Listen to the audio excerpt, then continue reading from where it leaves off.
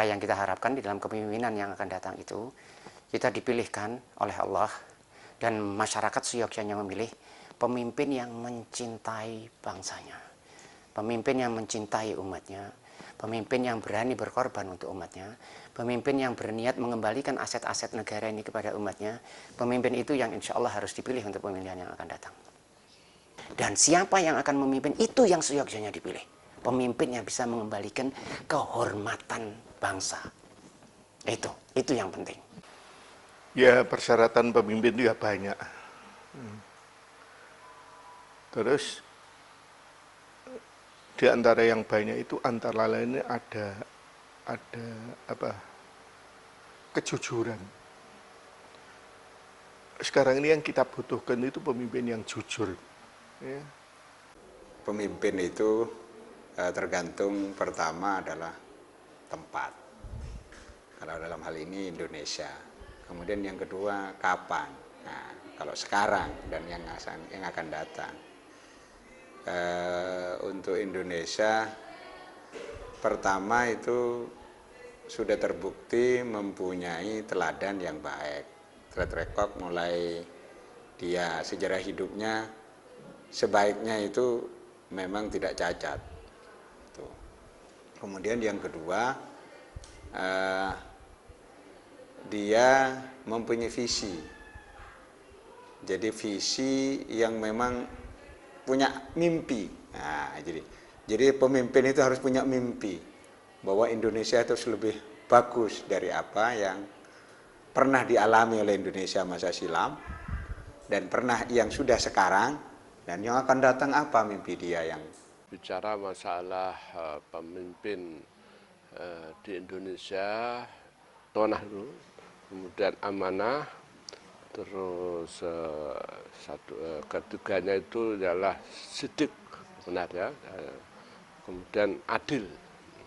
Jadi inilah ada 4 hal yang harus dipegang teguh, dan pemimpin yang baik adalah memiliki sifat ini. Dan di sisi lain yang kita harapkan adalah, ya maaf ya, bukan harus orangnya tinggi besar, enggak. Itu fisik itu bisa saja, ya, seperti tidak harus kayak kebetulan kayak Pak SBY, itu bagus, fisiknya boleh, orangnya cakep dan sebagainya. Dan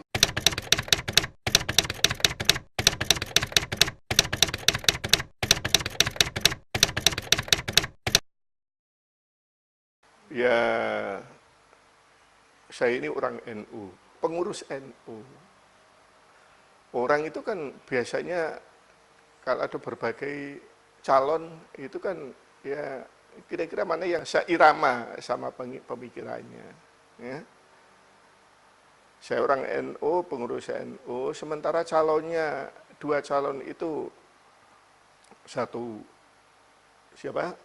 Pak Jokowi dari PDI, diwakili Pak Yusuf Kalla dari orang NU, malah PBNU, Mustasyar PBNU. Mustasyar itu Dewan Pertimbangan ya, PBNU. Yang lebih cocok dengan kita kan ya, saya orang NU lah, itu ada pengurus NU ya otomatis lah. Milih pengurus orang yang NU, apalagi pengurus NU dan pengurusnya tingkat tinggi sudah Mustasyar. Kita tidak usah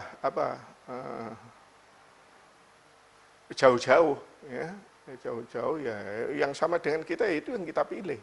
Kedua-duanya saya kira itu pemimpin yang terbaik, kedua-duanya. Hanya kalau lihat rekornya, sejarah hidupnya, saya kira Pak Jokowi mempunyai kelebihan. Nah, kelebihan karena dia sudah melaksanakan mulai dari tingkat bawah sampai ke tingkat menengah, sampai sekarang menjadi calon untuk tingkat RI 1. Nah, ya, saya melihat bahwa soal presiden Pilpres ini kita memang tidak ada alternatif lain kecuali dari dua ini harus kita pilih salah satu. Tetapi untuk memilih salah satu ini adalah kita ada suatu ukuran-ukuran tolak ukur.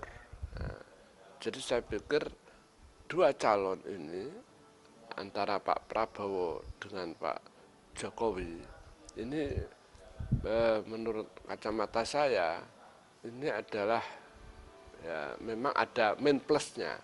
Artinya min plus di sini kelebihan dari Pak Prabowo, di sisi lain ada kelebihan Pak Jokowi juga ada. Meskipun orangnya memang yang satu tegah gagap besar badannya, nah yang ini beliau ini istilahnya krempeng tapi juga cerdas dan beliau juga sama hebatnya. Pak Jokowi ini juga begitu, beliau ini adalah sosok ya memang betul-betul dari rakyat, dari bawah. Kalau beliau ini kan Pak Prabowo sudah jenderal, jadi sudah di atas, pernah memimpin pasukan dan sebagainya. Nah, beliau ini dari bawah, pernah pengalamannya wali kota, kemudian jadi gubernur. Nah, syarat-syaratnya sudah memenuhi syarat untuk seorang pemimpin negara.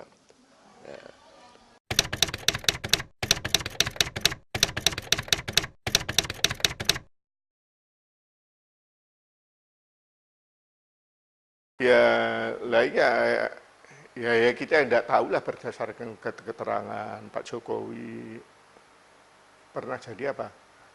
Wali kota Solo, ya saya punya teman, punya famili di Solo, ya saya tanya, ya sukses lah, ya waktu mimpin Solo itu. Ya. Tapi persoalannya sebetulnya ada dua model kampanye. Kalau hitam itu kan fitnah. Artinya bukan yang sebenarnya disebarkan seolah-olah itu benar, seolah-olah direkayasa bagaimana seakan-akan itu benar. Tetapi ada kampanye negatif. Tapi itu benar adanya. Seperti misalnya kalau untuk Prabowo hasil DKP misalnya. Itu kan substansinya benar. Menurut saya itu penting untuk disebarkan.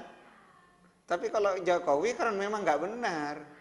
Lah saya kira yang ini saya mestinya itu aparat kepolisian itu segera, karena kalau enggak itu menjadi masalah di bawah. Black campaign atau kampanye hitam ini jelas oleh agama diharamkan, tidak boleh sama sekali. Dan ini namanya termasuk fitnah, ya. Jadi perbuatan-perbuatan yang memberikan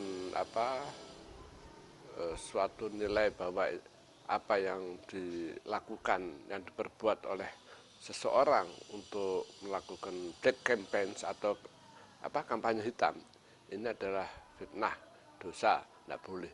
Nah, ini saya rasa kita harus hal ini kita hindari betul, jangan sampai ada. Kalau yang ada itu menurut saya, kalau seperti Pak Jokowi ada edaran macam-macam itu yang menjelek-jelekkan dan istilahnya kampanye hitam itu, saya rasa kalau hati besar dan tidak berbuat apa-apa dan tidak sesungguhnya, saya rasa tegar saja Pak Jokowi itu. Jadi nanti toh rakyat akan tahu sendiri.